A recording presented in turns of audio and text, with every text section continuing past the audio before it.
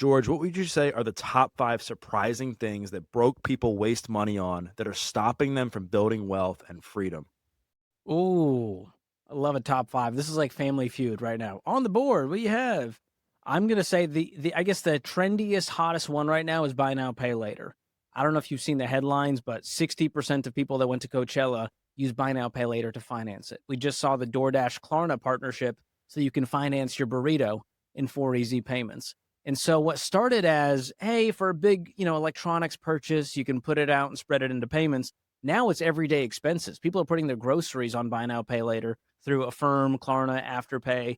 And so this is the new villain that I'm setting my sights on. And outside of that, you have the big dogs. You have student loans, which have now come back into the spotlight with, the government saying, "Hey, student loan repayments are back. Forgiveness is so far out of the picture now. It's time to start paying up, or else we're coming after your wages." So student loans still really big. We got 1.77 trillion sitting out there. People are struggling with that. And then car loans are right up there, close to student loans now. We see the average car payment is over 700 bucks. Cars are just getting more and more expensive, and people are just willing to finance at whatever rates they can get, and it's become crippling for a lot of people. So you've got buy now, pay later. That's my number one spot, followed by student loans, followed by the old car payment. And then beyond that, we're still seeing a lot of people struggling with credit card debt and then HELOCs. And so that would be my order of the top 5 debts that are crushing the American people right now. What's HELOCs? A HELOC is a home equity line of credit. And so in the last few years, we've seen home values skyrocket. And all the marketing from these companies is, hey, why don't you tap into your home equity like a piggy bank and use it for that renovation you've been wanting to do, or that vacation, or hey, you didn't save for your kid's college, go ahead and just take that money out of your house. And so it's adding a second mortgage, which is adding a whole lot of risk, because if you default on payments, they can take away your house. And so this is a really scary trend that we've been seeing. And it's easier and easier for people to take it out because they go, well, it's not as bad as XYZ debt. It's just using my own home equity. So it's not a big deal. We've gained a lot of equity. It's like free money. And unfortunately, people are realizing it's not free. Most of it has variable interest rates, and it's hurting a lot of people right now. I mean, to your first point, the buy now, pay later. I mean, I know I've used Klarna in the past and 0% interest. And I've always thought of it as, oh, it's free money. Like, as long as I pay it off, which I always have, I essentially can, invest the rest in the market or something that would pay me more. Do you think that there is any merit to that if somebody does pay it off? Or do you think what tends to happen is like the opposite?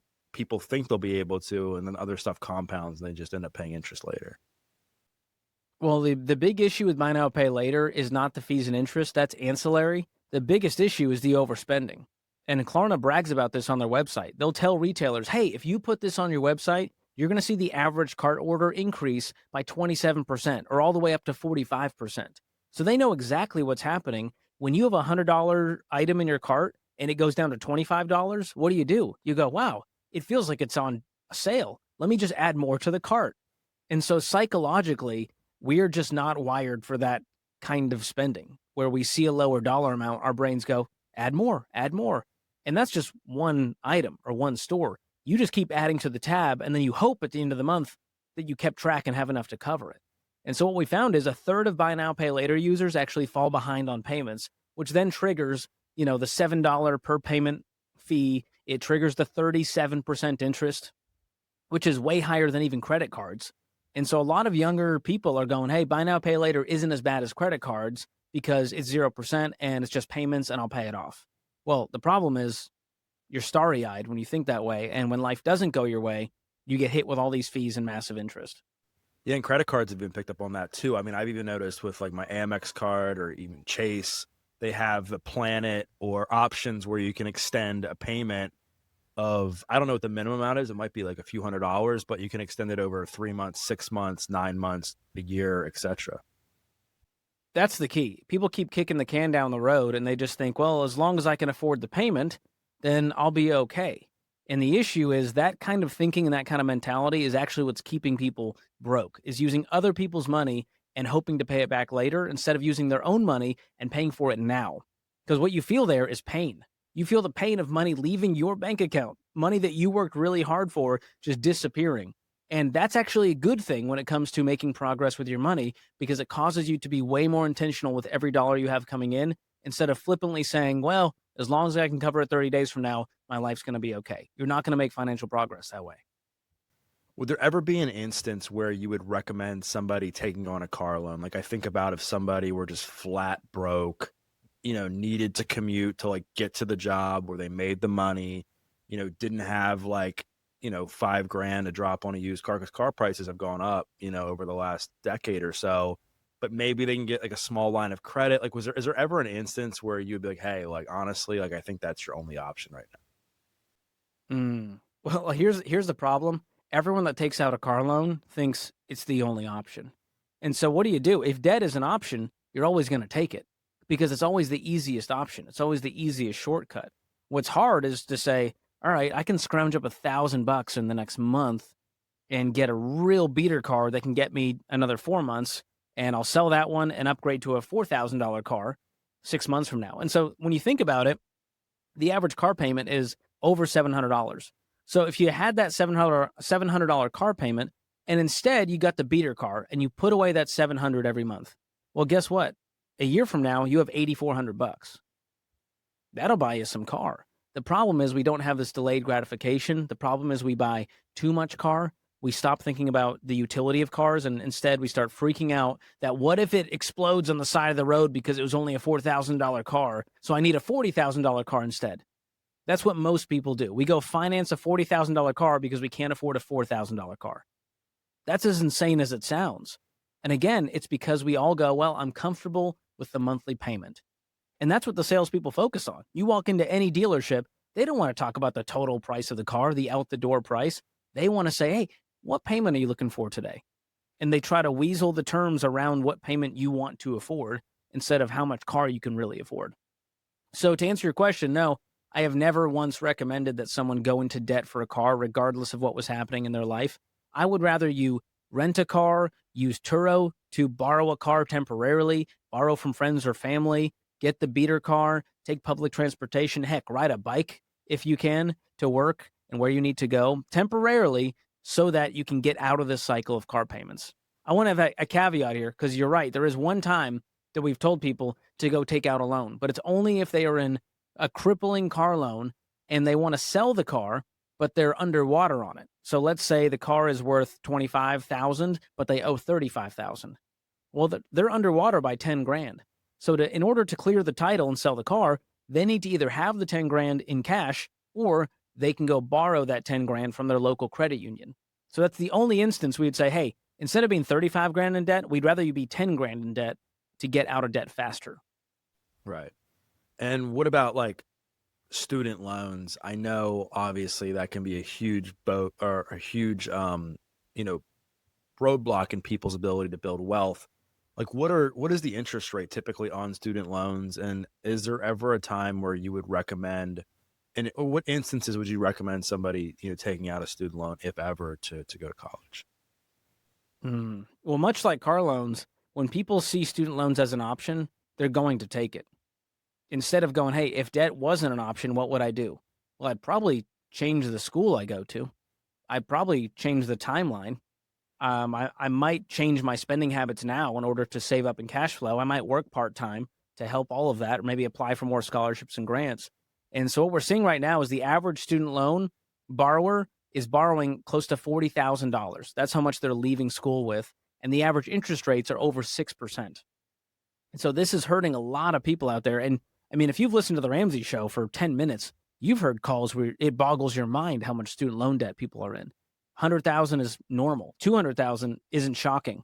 And we've seen calls $300,000, $400,000, especially when you get into, law school and medical school. So our first question is, who's the lawyer? Who's the doctor? Because there's always a hope that hopefully at least they have a giant income, a giant shovel to clean up this mess. And so there is not a time I would ever say to someone, yeah, just go ahead and take out the student loan. Because we all know the value of an education has changed. It used to be a box you can check where, hey, if you had a 4-year degree, you were golden. And if you got it from a name brand school, you were guaranteed success in life. That's changed now. Most employers go, well, do you have the soft skills? Do you have the experience? And yes, do you have some hard skills? And do you have a degree of some sort? Great, that works.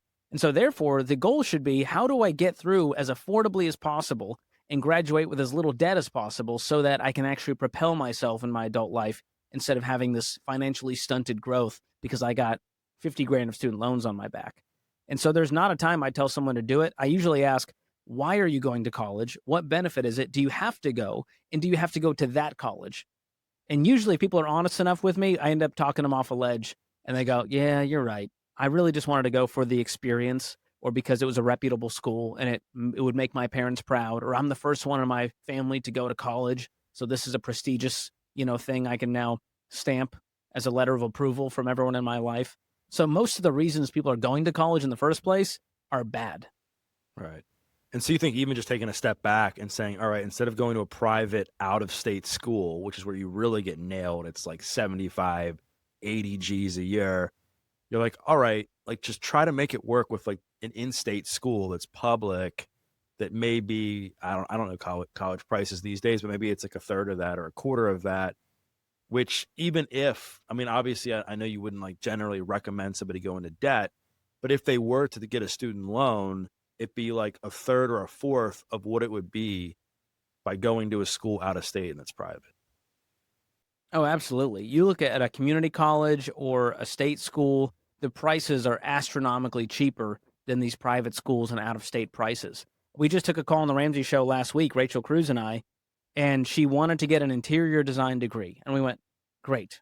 That's a solid career field. And she said, but I don't want to go in my state. It's just, I don't like my state. I was like, the entirety of your state you're just out on? Like, that's a crazy thing to say. And what it turned out to be, she wanted to go to SCAD, which is a very prestigious, fancy schmancy arts and design school in Georgia. And so she was going to go pay out-of-state prices and go 6 figures into debt for this interior design degree.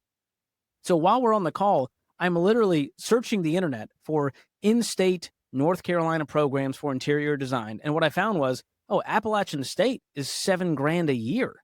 So you're telling me that degree in Georgia from SCAD is worth 7 to 8 times more because of the name brand and the experience versus just getting the certification from this in-state school for a fraction of the price.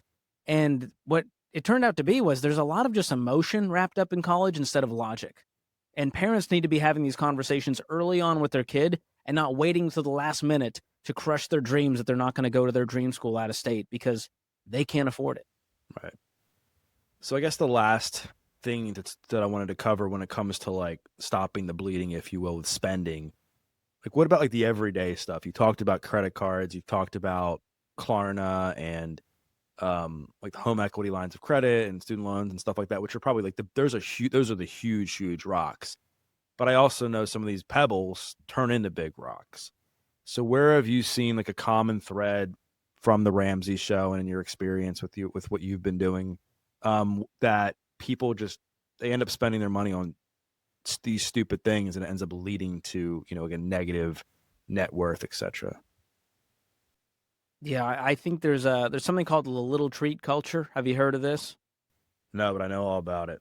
I like, the funny thing is, I'll share this. You have a little treat in your hand. I do. Can you Starbucks show the audience? Starbucks. And, one of the things How much was that drink? I don't know. I don't want to know, George. And I also don't, what sometimes pains me is I'm like, okay, I can refill my Starbucks account from my phone now with Apple Pay. And ding, it's ding, like, ding. right? So frictionless. And then at the end of the month, I don't even want to know what I spend. Now, luckily, I pay it off, my credit card and stuff. But there's times where I'm like, gosh, I need to cut back just from the logical sanity perspective on it. But yeah, I definitely can relate to what you're about to say. Yeah, Apple Pay, their tagline is literally cashless made effortless. So what we've done is we've taken all the pain out of spending and only put in the joy. And the problem is on the other side of that, the underbelly of all of that is the pain of being broke, wondering why. Going, well, inflation and wages haven't kept up. And I'm like, bro, you just spent $8 on that latte. Don't tell me that you don't have a choice. You know what I mean? And so a lot of what these companies have done is tricked us into reducing all the friction and removing our emotion from the purchase. And so Starbucks is a genius at this. This is no shade to Starbucks. They're brilliant. They've become a bank more than they have a coffee shop. Think about it. We all load our Starbucks app with 10 bucks, 20 bucks, 50 bucks, $100 into the app.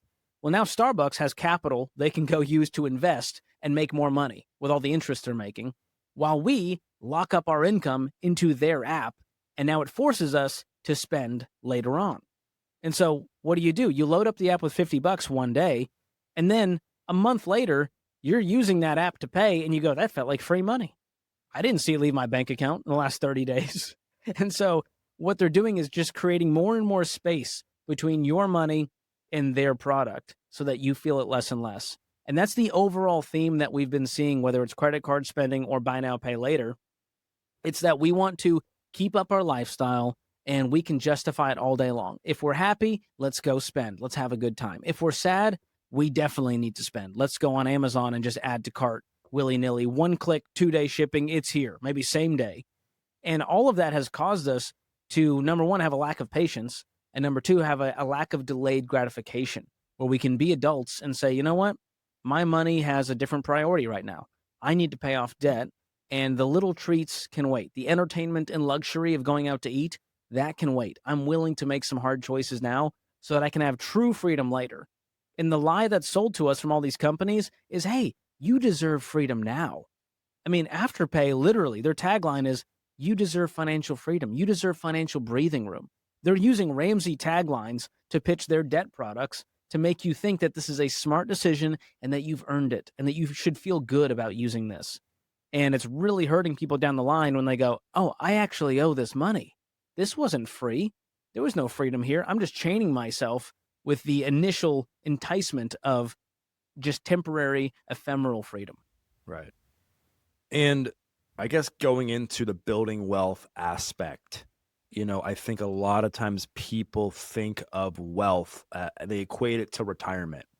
And they're like, okay, like I want to retire when I'm 65 with X amount of money. And obviously it's a great goal, but I think like people could really benefit from setting some goals before that. One of the biggest goals I set was I wanted a certain amount of money in the bank and a house, a piece of property by the time I was 30 years old. And I was able to achieve it. And I think the reason I was able to achieve it is I had a target to work towards. I wasn't just like, oh, I'm like only 23. Like, why do I need to invest? I was fortunate to be in a business as a personal trainer where I trained people that were financial planners, accountants, etc., that allowed me to learn from these people. That being said, what goals would you say people should have in place when they're in their 20s, they're in their 30s, so they can accumulate massive wealth by the time that they're 45? Like, what goals should they focus on? Yeah, I love that mentality because a lot of young people, they're not even excited about the prospect of quote unquote retirement at 65. They're wondering if we're going to have a society by the time they're 65. They know Social Security won't be around. They know inflation's going to continue to rob them of their spending power. And so they're rightfully cynical toward the future. But what that's causing them to do is to just YOLO their life away and not put any money away. And so I think the right thing to do is go, the world will still be revolving on its axis when I'm 65. Do I want to have money or not?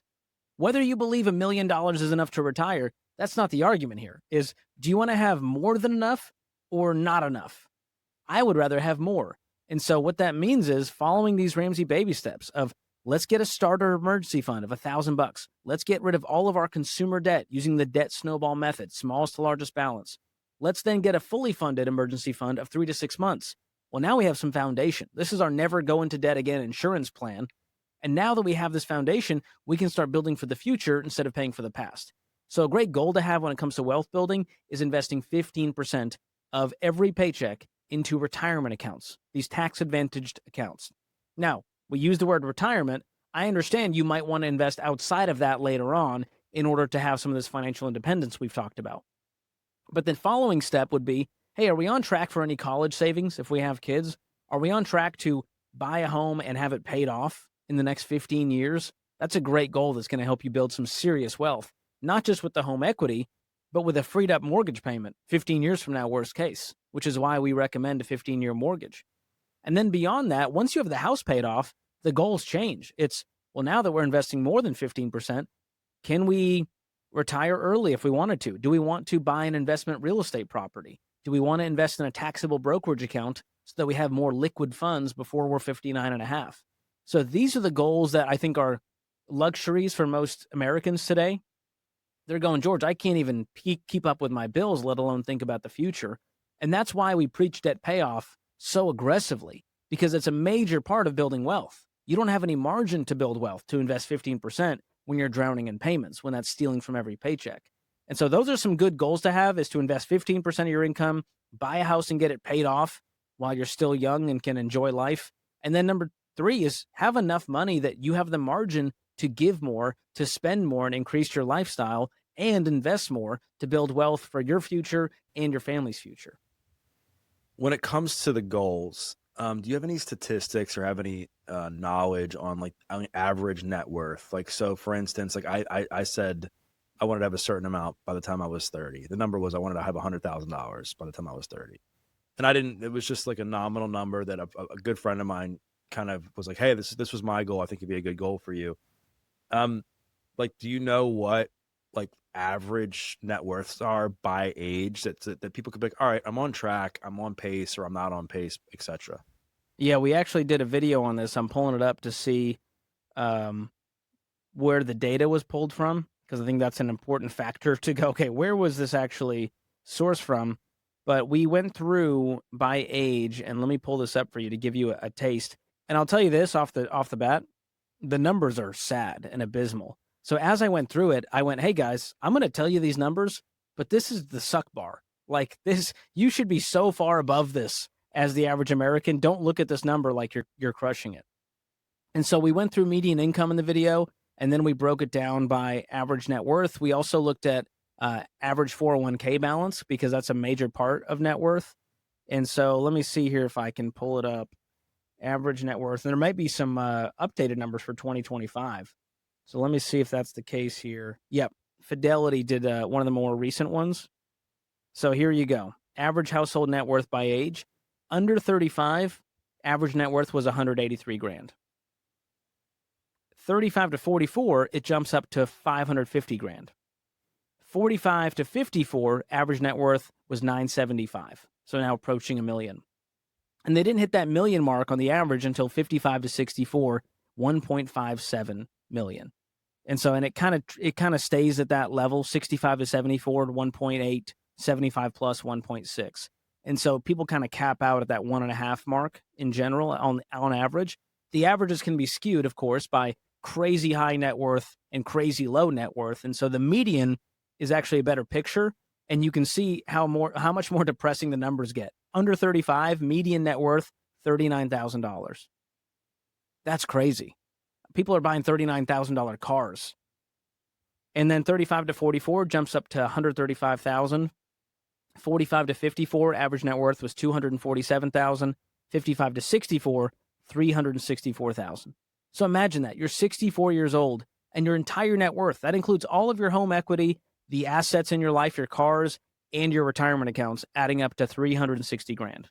Wow. That's not enough to retire. Yeah, and the numbers when you were saying at first, I was like, wow, I was like, these are bad. And then you listed the median, I was like, oh, that doesn't sound too bad. Like the median is much more accurate, because all it is you're going from the list of smallest to largest, and you're going right in the middle. That's the median. Yeah, because how old is like Zuckerberg and these young entrepreneurs? I mean, I'm sure their net worth skews these numbers pretty bad, right? Yeah. I guess I think this is those that have Fidelity accounts, so it might be skewed towards those that, to even a higher echelon crowd. But it's still scary when you start to look at this and you go, it doesn't have to be this way. They even broke it down by generation. And of course, the boomers have the most, 242,000 average 401k balance. Gen X had 182, millennials at 62, and Gen Z, who are obviously younger, they're just getting their start, $12,000 average 401k balance. So I personally have hope in Gen Z that they're going to show us all up and go, no, we're resourceful. We have like the internet and technology, and we're smarter than you. I just hope they don't blow it on little treats and buy now, pay later and Coachella on payments, instead of putting that money away and setting themselves up for a future. Yeah. And when do you think money actually starts to really compound? I mean, I think a lot of people would say after 100,000, you see your net worth really start to compound. Like, what are your thoughts on that? Yeah, we did a video on this of why your net worth skyrockets when you have $100,000 invested. And the reason is pretty simple. There's no magic to $100,000. But when you think about what the stock market returns have been historically, which is about 10%, you go, okay, $100,000, 10% return, that's 10,000 bucks in a year. That's almost $1,000 a month of your money working for you instead of you working for it. And so once you start to scale that up and go, okay, that's going to start growing a whole lot faster now, thanks to compound interest, because you're making 10 grand a year instead of 1,000 a year when you had 10,000 in there. So now once you have 500,000 sitting in that investment account, that's 50 grand a year. That about replaces most people's income in America today. And so that's the power of compound growth is the earlier you start, the more time you have, the faster it's going to work for you, the longer time horizon you have for it to grow. And what we see is in the average retirement account, 80 to 90% is all compound growth. Only 10 to 20% was the money you contributed. And that's really encouraging because what it tells me is, oh, I don't need to actually save $1 million. I don't need to put $1 million away. I need to put away 200 grand. And that 800,000 of that was all compound growth. Yeah. I mean, I know there's countless papers or like, data points and stuff that show that I don't know the exact frame, but it's like if you were to, invest a certain amount at 20 that was like, significantly less than you invested at 40, the person who invested at 20 would still have way more money because of the effect of compounding interest. If you want to hit that $1 million target, let's say, well, at 20, you're putting away, $100, $150. But if you're 50 and you want to get to $1 million by 60, you got to put away thousands a month. And so it's so much easier when you're young. But then, of course, the retort is, well, yeah, that'd be nice, but I'm the most broke when I'm young. I don't have money to put away. And that's the power of sacrificing early on and realizing I'm not missing out on life. I'm creating a better life on the other side of this. And so that temporary sacrifice is something that if we can wrap our minds around, man, we could make the government obsolete. We wouldn't need Social Security if we just created our own investment plan instead of relying on outside forces. Yeah. You've interviewed, or I should say, I mean, I know you've interviewed, but I know Ramsey in general, Dave's talked about this millionaire study where you've documented the lives of all these millionaires. Like, what do you think are their best practices on how they spend their money, how they live their lives? Well, my favorite stat was that they were average investors at best. So when you think of millionaires, you think, wow, they know something I don't. They were willing to work so much harder. Really what it came down to is consistency over a long period of time. The average millionaire in that study hit that net worth when they were 49 years old. But what happens is a 25-year-old goes, well, I want to be a millionaire by the time I'm 30. I go, well, that's not how the math works. You're going to need time on your side in order to do this, and you need consistent investing. And so what we found is that they're average investors at best. The number one vehicle was their company-sponsored retirement plan. It was that 401k, and they just put away that 15% every single paycheck, and it was boring, and it was slow, and it wasn't a fun roller coaster. It was just, no, all right, it grew a little bit this month. And so that was the most encouraging part, was that these are normal, everyday people. I mean, a third of them never cracked a six-figure income in their entire working career. So these aren't necessarily super high income earners either. And a lot of their net worths are not $50 million. And so this is very achievable for the average American. When you start to look at the data of, the average millionaire was driving a 4-year-old used car.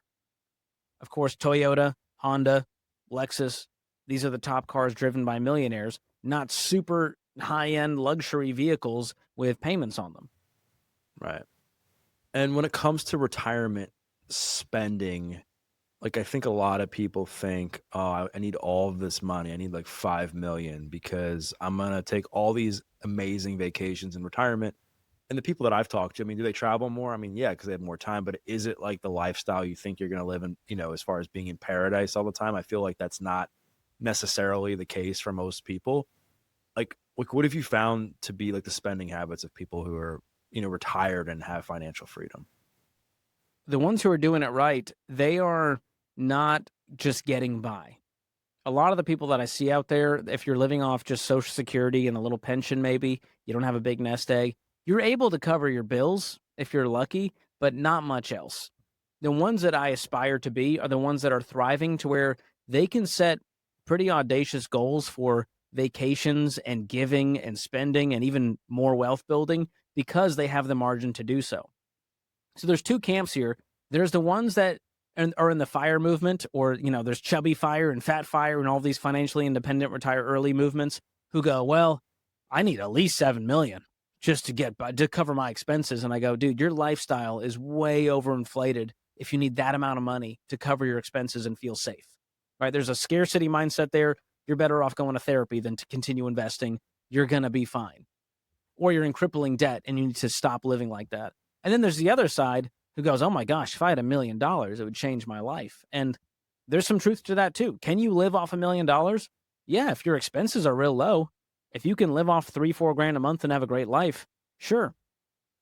But I think a good, healthy in-between is to go, hey, I'm okay to deplete some of my principal, because the FIRE movement, the big thing is, hey, 4%, that's the magic withdrawal rate so that you never touch the principal. I'm okay to die with less than the principal amount, right? If I had 5 million in retirement, I'm okay to have 1 million upon my death. And so there's nothing wrong with actually spending the money that you worked so hard for. There's a great book called Die with Zero. I don't agree with all the principles, but the general gist is, hey, use the money while you're alive and while your family can enjoy it. Basically, leave the inheritance while you can see your kids enjoy it and set them up for success, instead of just throwing the keys out of the grave at, 84 years old with 10 million in the bank. So I think there's a healthy in between of not just accumulating to accumulate, and also not saying, well, that's a problem for future me. I think the healthiest people are the ones who are in between, going, hey, I'm going to live my life, go on vacation, upgrade the car in cash, and also I'm going to invest for the future too. Yeah, that's a great point. I love the idea of the Die with Zero book as well, where I think it's like, if you're going to give to like your kids, or, do it now, like while they need it, or while they can enjoy it, or while you can enjoy it with them. And the way I think about it too is like, from a vacation point of view, there's certain vacations you can take at 50 that you can't take when you're like 90. You know what I mean? Like, you're not going to, especially if it's like involving being super active, like you're not going to hike the glacier at 84 years old. Exactly. And so it's like, spend the money now instead of just waiting until you have like that perfect amount, because you're right. I think the 4% rule, I don't know where it came from, but I've always thought about, well, if you don't touch the principal, you still have all the principal left. And if you have a couple million in the bank, like, that money is still there. So like, it's still going to be there for you. It's too conservative. And even the founders of that Trinity study, that 4% rule, have come out and said, yeah, that was probably a little too conservative. That was for a time and place. Now it's more like 4.5, 5 is still super conservative. And so like, okay. And so, but what's funny is, anytime someone's actually retired, no one has ever asked me about how much they should withdraw. The question is, how much do you need and when do you need it? And only pull that amount out. And so the fear is, what if I run out? What did people come after Dave for? Was it because he said, did he say like an 8% rule? Was that something that I saw maybe recently? Yeah, he had mentioned on air, like, hey, if the market does 12% and inflation's 4%, you could technically withdraw 8% and not touch the principal. So he was using that as an example, and people took it as gospel truth. If Dave said everyone should be withdrawing 8% forever, and it was like, that was not the context and heart of that. But I do think there's a lot of merit to that as well. Of there's too conservative and there's too liberal, on the withdrawal side. But most people, if you do the Ramsey plan, you're going to have very little expenses. You have a paid for house and zero debt. Your lifestyle is in check. And so the idea of you needing to withdraw, $500,000 a year to keep up your lifestyle is also insane. And so I don't think people actually live their life that way when they think through withdrawal rates. They're more thinking about, what do I need to cover my expenses and some fun money? Great. Let's take that amount out and we'll keep track of it year to year. And if there's a crazy bear market, let's say, and your investment account just dipped 20%, well, that's a good time to dip into your cash reserves, which I would also recommend, is having a year or two, even 3 of cash reserves sitting in a high yield savings account to protect you as a hedge against those, bad market returns. And so I think if you live life with that kind of flexibility and margin, you're going to be okay. Yeah. I know you guys have been big fans of like mutual funds, growth mutual funds at Ramsey for a while. I know, recently there's been a rise of ETFs, and I think Warren Buffett's kind of popularized the idea that for the average person, just invest in a low-cost S&P 500 index fund, because over time, it's going to do just okay, and most active managers will never beat the S&P 500. I know you guys are all about saving money, saving fees. Have you guys changed your position at all when it comes to low cost index funds like that? Well, we've never been anti-index funds, and Dave's actually advocated to purchase index funds inside of a taxable brokerage account because of, you're more concerned with low turnover on those accounts versus a retirement account where everything's being reinvested. There's not really any taxable gains happening until you withdraw. And so that's really the key is where are you investing? What are you investing in? And Dave's just found that over the arc of time, if you choose some good mutual funds, you'll slightly outpace the market. And you can look at different stats and time periods and which funds were which. We can argue that all day long about will it beat it in a race. But the key is here, it's a good argument to have because you're going, oh, we're all buying a racetrack. We're just talking about different racetracks here. Versus the people out there, the young people I'm talking to, they're out here just betting on a single horse, right? They're doing crypto, they're doing single stocks. And so ETFs, there's nothing inherently wrong with ETFs. The only issue I have with them is that it makes it easier to jump in and out. And you get spooked by the market and you sell because it's a mutual fund that's traded like a stock.